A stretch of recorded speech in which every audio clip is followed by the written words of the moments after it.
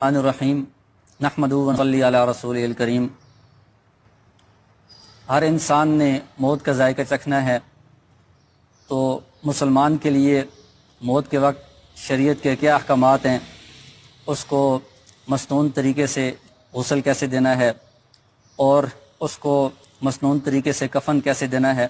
تو اس کے طریقہ ہم ابھی پریکٹیکل آپ کے سامنے بیان کریں گے۔ تو اس سے پہلے کچھ موت کے وقت کے جو اسلامی شرعی احکامات ہیں ان کا تذکرہ ہوگا۔ تو جب کوئی ایسا بندہ ہے جس کا موت کا وقت قریب ہو، تو اس کے لیے حکم یہ ہے کہ اس کو چرپائی پر اس طرح کمر کے بل سیدھا لٹا دینا چاہیے، اور اگر آسانی سے ممکن ہو، میت کو تکلیف نہ پہنچے، تو اس کا چہرہ تھوڑا سا قبلے کی طرف اس طرح گھما دیں، اور اگر اس سے اس کو تکلیف ہو رہی ہو تو پھر اس کو اسی طرح سیدھا ہی رہنے دیں۔ اور جو بندہ اس کے پاس بیٹھا ہے، ایک بندہ یا دو بندے، تو ان کے لیے حکم یہ ہے کہ وہ اس کو کلمہ کی تلقین کریں گے۔ تو کلمہ کی تلقین اس طرح نہیں ہوگی کہ اس کو کہیں گے کہ تم کلمہ پڑھو، اس طرح اس کو حکم نہیں دیں گے، کیونکہ یہ بہت سختی کا وقت ہوتا ہے، بہت پریشانی کا وقت ہوتا ہے۔ تو اگر خدا نخواستہ اس کے منہ سے کوئی ایسی بات نکل گئی تو یہ اس کے ایمان کے لیے خطرہ بن جائے گا، تو اس لیے اس کو حکم نہیں دینا ہے، بلکہ کلمہ کی تلقین کا مطلب یہ ہے کہ اس کے سامنے جو پاس بیٹھے ہوئے لوگ ہیں وہ خود اونچی آواز سے کلمہ پڑھنا شروع کر دیں گے، اشہد ان لا الہ الا اللہ واشہد ان محمد عبدہ ورسولہ، یہ اس کے پاس اونچی آواز سے کہنا شروع کریں گے، تو اس کو بھی اس سے توفیق ہوگی، وہ بھی آہستہ آہستہ کلمہ پڑھنا شروع کر دے گا۔ اور ایک مرتبہ جب اس نے کلمہ پڑھ دیا ہے تو اب اس کے بعد بار بار اس کو تاکید نہیں کرنی چاہیے، کیونکہ جب ایک مرتبہ اس نے کلمہ پڑھ لیا ہے تو اب یہ اس کا آخری کلمہ ہو گیا ہے۔ تو اب اسی پر اگر اس کی وفات ہو جاتی ہے تو حدیث میں آتا ہے کہ من کان آخر کلامی لا الہ الا اللہ دخل الجنہ، جس کا آخری کلمہ یہ ہوگا تو وہ ضرور جنت میں داخل ہوگا۔ تو جب ایک مرتبہ اس نے یہ کلمہ پڑھ دیا تب اس کے ساتھ کوئی اور بات چیت نہیں کرنی ہے کہ اس کا آخری کلمہ یہی ہونا چاہیے۔ اور جو قریب بندے بیٹھے ہیں ان میں سے اگر کسی کو سورہ یاسین زبانی یاد ہو یا کوئی دیکھ کر پڑھنا چاہے تو وہ بھی اس کے پاس پڑھنی چاہیے، کیونکہ سورہ یاسین پڑھنے کی وجہ سے جو روح نکلنے کے وقت سختی ہوتی ہے اس میں کمی آتی ہے، روح نکلنے میں آسانی ہوتی ہے۔ تو جب روح نکل جائے گی تو اس کے بعد سب سے پہلے یہ کریں گے کہ میت کا جو چہرہ ہے اور سر ہے، کوئی پٹی لے کر اس کے سر کو، چہرے کو اس طرح باندھ دیں گے، جبڑوں کو، کہ اس کا منہ بالکل بند ہو جائے، اور اس کی جو آنکھیں ہیں اگر کھلی ہیں تو آرام سے ان کی آنکھوں کو بند کر دیں گے، اور اس کے بعد جو اس کی بازو ہیں وہ اگر اوپر ہیں یا اس طرح ہیں تو ان کو ہم سیدھا کر دیں گے، بالکل ٹانگیں اگر اوپر ہیں تو ان کو بھی بالکل سیدھا کر دیں گے۔ تو یہ روح نکلنے کے بعد صرف سب سے پہلا کام یہ کریں گے۔ اس کے بعد میت کو غسل دینا ہے، تو میت کو غسل دینا شریعت میں صرف ایک مرتبہ واجب ہے، یعنی میت کو غسل دینا اس کا حکم یہ ہے کہ یہ واجب ہے، اور یہ میت کا غسل صرف ایک مرتبہ ہے۔ ہمارے ہاں جو رواج ہے بہت سارے علاقوں میں کہ 2 مرتبہ غسل دیا جاتا ہے، ایک مرتبہ شروع میں دیتے ہیں وفات کے بعد، اور ایک مرتبہ جنازے سے پہلے دوبارہ دیتے ہیں،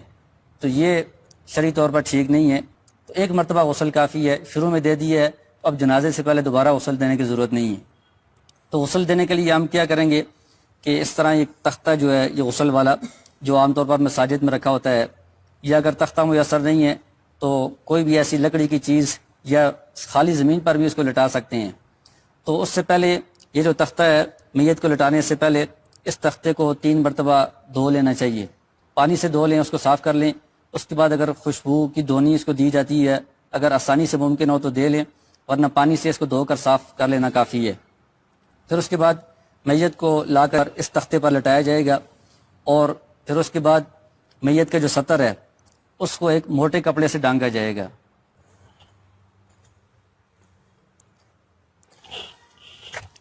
مرد کا سطر ناف سے لے کر گھٹنے تک ہے،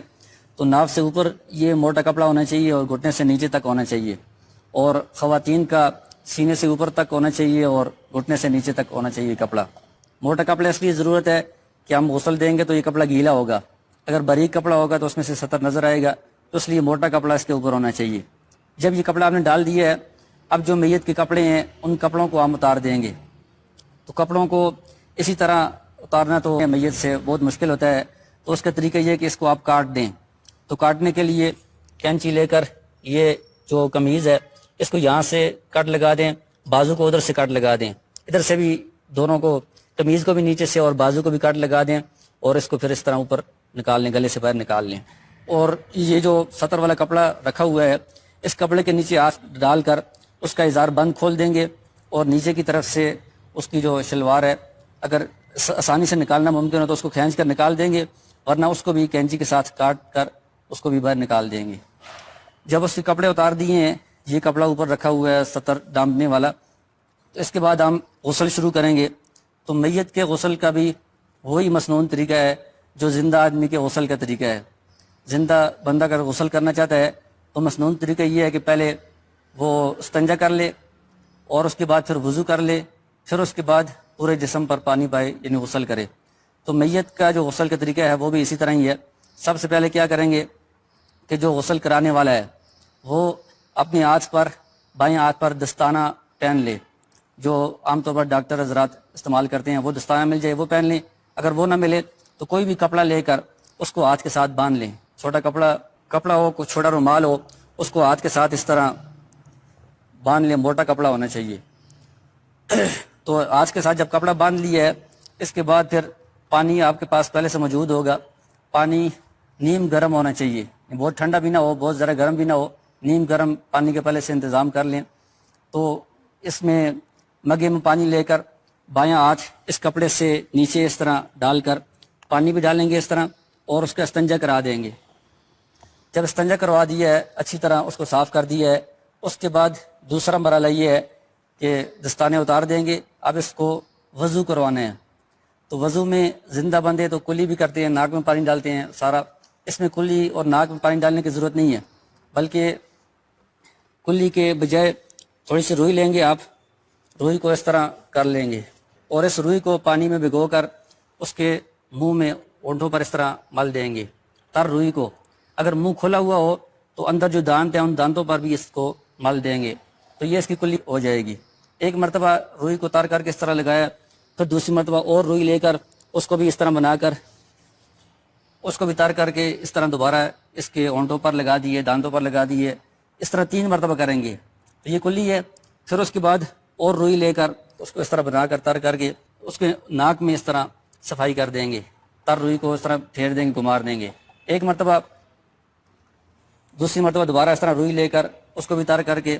اس طرح اس کی ناک میں دونوں طرف گھما دیں گے، پھر تیسری مرتبہ روئی لے کر اس کو تار کر کے اس کے ناک میں دونوں طرف گھما دیں گے۔ تو یہ کلی اور ناک میں پانی ڈالنا یہ اس طرح روئی کے ذریعے سے ہوگا۔ اس کے بعد جو وضو کے فرائض ہیں وہ ہم پورے کریں گے کہ چہرے کو دھونا ہے اور بازوؤں کو دھونا ہے اور سر کا مسح کرنا ہے اور پاؤں دھونے ہیں۔ لیکن چہرے کو دھونے سے پہلے یہ ضروری ہے کہ روئی لے کر، خشک روئی لے کر، اس کا اگر منہ کھلا ہوا ہے تو منہ پر بھی اس طرح آپ رکھ لیں اور ناک میں بھی ڈال لیں دونوں طرف، اور دونوں کانوں میں بھی روئی ڈال لیں، تاکہ جب ہم پانی اس پر ڈالیں گے وضو کے لیے یا بعد میں غسل کے لیے تو وہ پانی اندر نہ جائے۔ کانوں میں بھی، ناک میں بھی، منہ کھلا ہوا ہے تو منہ پر بھی روئی ہم رکھ دیں گے تاکہ پانی اندر نہ جائے۔ تو اب وضو میں اس کے چہرے کو پانی ڈال کر، چہرے کو ہم اس طرح پانی ڈال کر دھو دیں گے، تو یہ وضو کا ایک فرض پورا ہو جائے گا۔ اس کے بعد بازوؤں کو دھونا ہے، تو پہلے دائیں بازو کو اس طرح اٹھا کر 3 مرتبہ کونیوں سمیت جس طرح وضو میں دھوتے ہیں اس طرح ہم دھوئیں گے۔ پھر اس کے بعد بائیں بازو کو اس طرح اٹھا کر کونیوں سمیت 3 مرتبہ دھو لیں گے۔ اس کے بعد پھر جو غسل کرانے والا ہے وہ اپنے ہاتھ کو گیلا کر کے اس کے سر پر اس طرح مسح کر دے گا۔ پھر اس کے بعد پانی لے کر جو اس کے پاؤں ہیں، دائیں پاؤں کو پہلے 3 مرتبہ دھو لیں گے، پھر اس کے بعد بائیں پاؤں کو 3 مرتبہ دھو لیں گے، تو یہ اس کا وضو مکمل ہو جائے گا۔ جب وضو مکمل ہو جائے تو اب اس کے بعد جو اگلا مرحلہ ہے وہ غسل کا ہے، یعنی غسل شروع ہو جائے گا۔ تو اس میں سب سے پہلے یہ ہے کہ میت کا جو سر ہے اور مرد ہے تو اس کی جو داڑھی ہے اس کو ہم اچھی طرح پانی کے ساتھ دھوئیں گے اور اس پر ہم صابن بھی لگا دیں گے۔ تو پانی ادھر سے لے کر اس کے سر پر بھی ڈالیں گے اور بالوں کو اچھی طرح ہم بھگوئیں گے کہ اس کے اندر پانی پہنچ جائے، داڑھی کے اندر بھی پانی پہنچ جائے، چہرے کو بھی اچھی طرح ہم پانی کے ساتھ صاف کریں گے۔ جب یہ سر اور داڑھی اور چہرہ اچھی طرح صاف ہو جائے، اس پر پھر صابن بھی لگا لیں گے، صابن کے ساتھ دوبارہ اس کو ہم دھو لیں گے۔ اس کے بعد پھر ہم اس مردے کو بائیں کروٹ پر لٹائیں گے۔ بائیں کروٹ پر اس لیے لٹائیں گے کہ دائیں طرف سے ہم اوپر پانی ڈالیں گے۔ تو اب ہم اس کو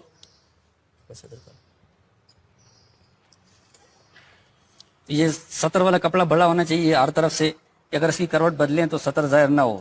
تو بائیں کروٹ پر ہم نے لٹا دیا ہے تو دائیں طرف سے ہم پانی بہانا شروع کریں گے۔ تو ادھر پانی بہائیں گے، اور جو سطر والا ایسا ہے اس میں کپڑے کے نیچے سے اس طرح مگا ڈال کر آگے پانی ڈالیں گے، اس طرف سے بھی ٹانگوں پر ڈالیں گے اور کپڑے کو تھوڑا سا اٹھا کر ادھر سے اس طرح تیزی کے ساتھ پانی اندر ڈالیں گے۔ تو یہ اوپر سے جب ہم نے دائیں کروٹ پر پانی ڈالا ہے تو 3 مرتبہ ہم پانی ڈالیں گے اس طرح، اور پانی اتنا ڈالیں گے کہ جو نیچے جگہ ہے،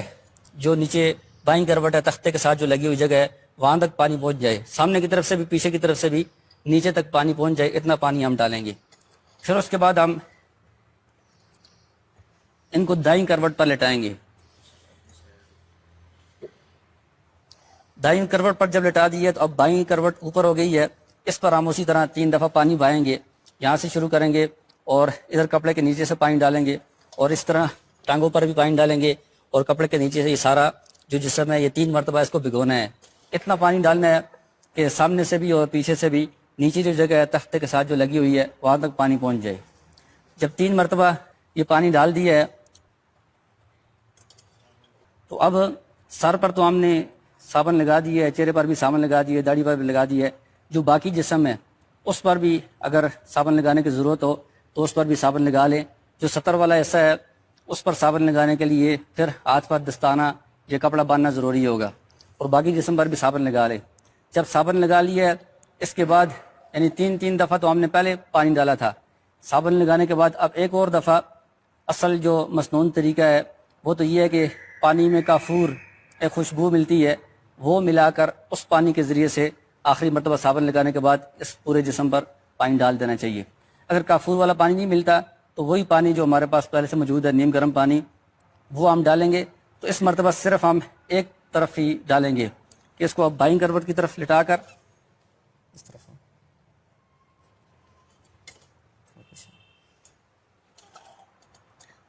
تو بائیں کروٹ پر لٹا کر دائیں طرف سے اس کو سارا پانی آخر تک بہا دیں گے۔ کافور ملا ہوا اگر پانی میسر ہو تو وہ ڈالیں گے، ورنہ جو عام سادہ پانی ہے نیم گرم پانی وہی سارا ہم اس میں ڈال دیں گے۔ اس دفعہ دوبارہ بائیں کروٹ پر لٹانا ضروری نہیں ہے، بس اس طرف سے یہ مکمل ہو گیا ہے۔ تو جب پورے جسم پر پانی ڈال دیا ہے اور صابن بھی لگا دیا ہے، اس کے بعد دوبارہ بھی پانی ڈال دیا ہے، اب اس کے بعد جو اگلا کام کرنا ہے وہ یہ ہے کہ جو غسل کرانے والا ہے وہ خود یا کسی کی مدد سے اس کے سر کو ادھر سے تھوڑا سا اوپر کریں گے، پیٹ کو بھی تھوڑا سہارا دے کر اوپر کریں گے۔ اب اس کے بعد وہ جو پیٹ ہے اس کو ہلکا ہلکا دبائیں گے، اس طرح ہلکا ہلکا یہاں سے دبائیں گے۔ تو اگر اس کے بعد کوئی نجاست وغیرہ نکلتی ہے تو دوبارہ وہ ہاتھ پر دستانہ باندھ کر یہ کپڑا باندھ کر دوبارہ وہ اس کا استنجا کروا دیں گے، اس نجاست کو صاف کر دیں گے۔ یہ جو ابھی اگر بعد میں نجاست نکلتی ہے اس سے جو پہلے غسل ہو گیا ہے اس پر کوئی فرق نہیں پڑے گا، دوبارہ غسل کرنے کی ضرورت نہیں ہے، بس وہ جو پہلے غسل ہو گیا ہے وہ مسنون غسل مکمل ہو گیا ہے۔ اب اگر نجاست نکلتی ہے تو صرف اس کو صاف کر دینا کافی ہے۔ جب یہ کام ہو گیا ہے جو اس کا غسل ہے وہ سارا مکمل ہو گیا ہے۔ اب ہم نے کیا کرنا ہے کہ کفن کے لیے اس کو چرپائی پر لٹانا ہے، کفن باندھنے کا انتظام کرنا ہے، اس کی صحیح ترتیب کرنی ہے۔ تو اس کے لیے پہلے ہم تولیے، چونکہ یہ سارا اس کا جسم گیلا ہے تو اس لیے پہلے ہم تولیے کے ذریعے سے اس جسم کو خشک کریں گے۔ تو تولیے کو جس طرح زندہ لوگ استعمال کرتے ہیں اس طرح رگڑ کر مل کر اس طرح استعمال نہیں کرنا، کیونکہ بعض اوقات جلد بہت کمزور ہوتی ہے تو اس کو بھی نقصان پہنچتا ہے۔ تو اس کو ہم اس طرح کر کے اس کے اوپر صرف رکھیں گے کہ وہ پانی کو چوس لے، اس طرح زیادہ زور سے اس کو ملنا نہیں ہے۔ تو تولیے کے ذریعے سے اس کے بالوں کو بھی، داڑھی کے بالوں کو، چہرے کو اور جسم کو ہم خشک کر لیں گے۔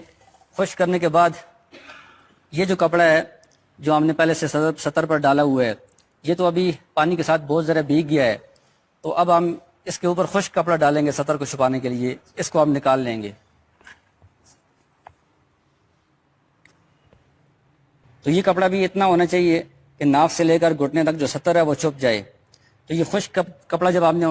ڈال لیا ہے تو اب اس کو ادھر سے پکڑیں دونوں طرف سے، تو نیچے سے جو گیلا کپڑا ہے اس کو پاؤں کی طرف سے کھینچ کر نکال لیں گے۔ تو اب جو گیلا کپڑا ہے وہ نکال لیا ہے، یہ خشک کپڑا اس کے اوپر آ گیا ہے اور اس کے جسم کو بھی تولیے سے خشک کر دیا ہے۔ اب ہم اس کو اٹھا کر جو کفن ہم نے پہلے سے بچھایا ہوا ہوگا اس پر رکھیں گے اور کفن کو باندھنے کا انتظام کریں گے۔ تو کفن کو کیسے بچھانا ہے پہلے اور اس کے اوپر میت کو کیسے لٹانا ہے، کیسے باندھنا ہے، تو وہ ہم چرپائی پر اس کی پریکٹس کریں گے۔